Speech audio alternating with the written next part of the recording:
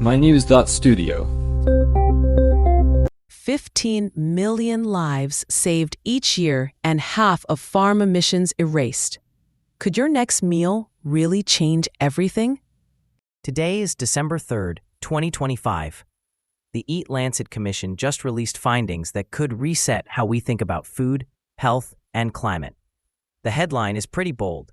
Shifting the world's diet could prevent 15 million deaths a year and cut agricultural greenhouse gas emissions by over half.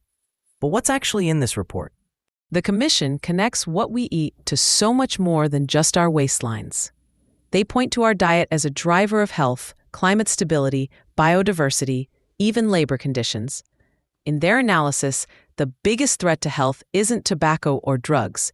It's the way we eat every day, and food production is now the main source of environmental damage worldwide.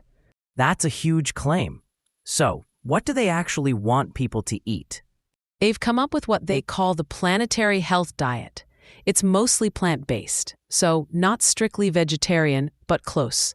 Lots of whole grains, legumes, fruits, vegetables, nuts. And importantly, a sharp reduction in animal products, especially red meat. To get there, the numbers are big. Global legume production would need to nearly triple. Vegetable production would go up about 45%, and animal products would drop by about a quarter. But is that realistic? Feeding 10 billion people a healthy diet all within the planet's environmental limits by 2050? The Commission says it's not just possible, it's necessary. But here's the catch. Right now, 3.7 billion people lack basic access to healthy food, a clean environment, or decent work. So, global diet shifts won't happen without major policy changes. So what are the main barriers? Is it mostly about economics, culture, or something else? It's really all of those. Access and affordability are huge. The Commission suggests subsidies for plant-based foods, especially in lower-income countries, and taxes on unhealthy foods.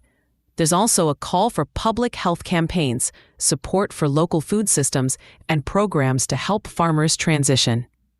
Let me interrupt. What about farmers and communities that rely on animal agriculture? Are they just supposed to find something else to do? That's critical.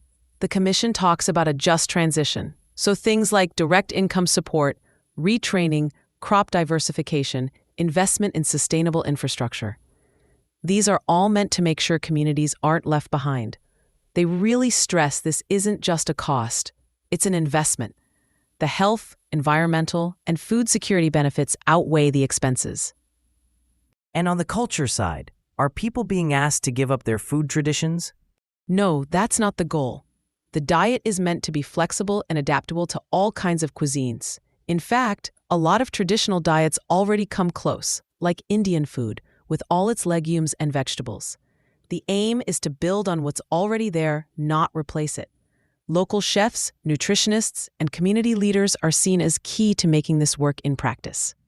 So, in summary, this matters because it tackles two huge challenges: chronic disease and climate change. And the solution isn't just up to governments. Individuals have a part to play too. That's it. But the Commission is clear. The data supports acting now. Every delay makes the consequences worse. Policy changes, subsidies, taxes, support for farmers, investments in sustainable agriculture, they're all needed immediately.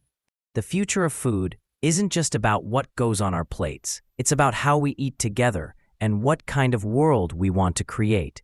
15 million lives, half the emissions. These aren't just numbers. They're choices, both in what we eat and the policies we support. Thanks for joining us as we unpack the science and the stakes behind the global food revolution. Thank you for listening. This episode was powered by mynews.studio. You can try it now for free.